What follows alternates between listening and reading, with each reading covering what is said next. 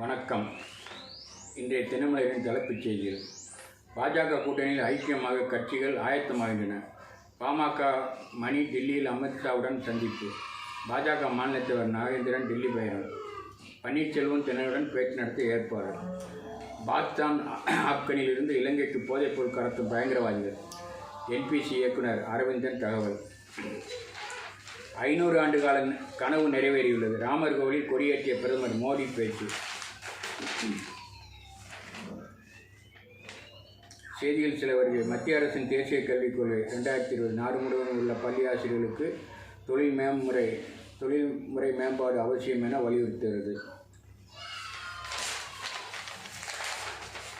கோவையில் செம்மொழி பூங்கா திறந்து வைத்தார் முதல்வர் ஸ்டாலின். திருவண்ணாமலை கார்த்திகை தீப திருவிழா. பாதுகாப்புக்கு 15,000 போலீஸ். ஹைகோர்ட்டில் டிஜிபி தகவல்.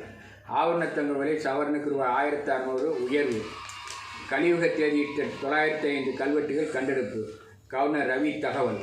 அரசு நிலத்தை அரசுக்கே விற்று மோசடி. ரியல் எஸ்டேட் இயக்குனர் கைது. சிறையில் உள்ள புலிகள் ஆதரவு. பெண்ணுக்கு எஸ்ஐஆர் படிவம். எஸ்ஐஆருக்கு எதிராக சுப்ரீம் கோர்ட்டில் வைகோ மனு. தேர்தல் கமிஷனுக்கு நோட்டீஸ். சிறிய அளவில் உழவர் சந்தை அமைக்க இடம் தேடும் சங்கங்கள்.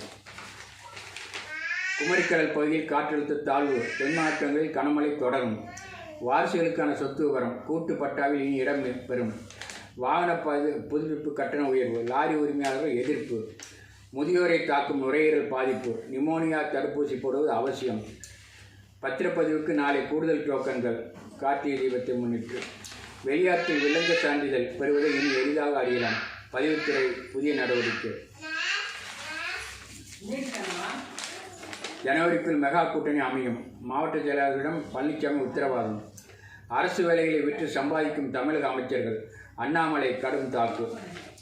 பாஜக ஊதுவலாக முழங்குகிறார். கவர்னர் மீது அமைச்சர் ரகுபதி பாய்ச்சல். குற்றவாளிகள் பொறுப்புக்கு வரக்கூடாது. விஜய் இந்தர் சிங்கில் இந்திய தேசிய பொறுப்பாளர். ஜாதிவாரி கணக்கெடுப்பை வலியுறுத்தி சிறை நிரப்பும் போராட்டம். அன்புமணி ராமதாஸ். விஜயுடன் செங்கோட்டையின் கையொறுப்பு. அதிமுகவின் கூட்டணி கனவுக்கு செக்கு. எஸ்ஐஆர் பணிகளில் திமுகவினர் ஏமாறக்கூடாது. 2 மணி நேரத்துக்கு ஒரு பாலியல் கொடுமை. நலவாரியத்தில் தொழிலாளர் பதிவு அதிகரிக்க அமைச்சர் அறிவுரை. செந்தில் பாலாஜி தம்பி மனு. இடி பதிலளிக்க உத்தரவு. தமிழகத்துக்கு கிடைக்கிறது வெள்ளி யானை விருது. கூடுதலாக சேர்க்கப்பட்ட மகளிருக்கு விரைவில் உரிமைத்தொகை. ஆசிரியர்களை பாதுகாக்க சட்ட திருத்தம் அவசியம். பிரதமருக்கு முதல்வர் கடிதம். ஏக்கருக்கு ரூபாய் 35,000 நிவாரணம். டெல்டாவாசிகள் எதிர்ப்பு.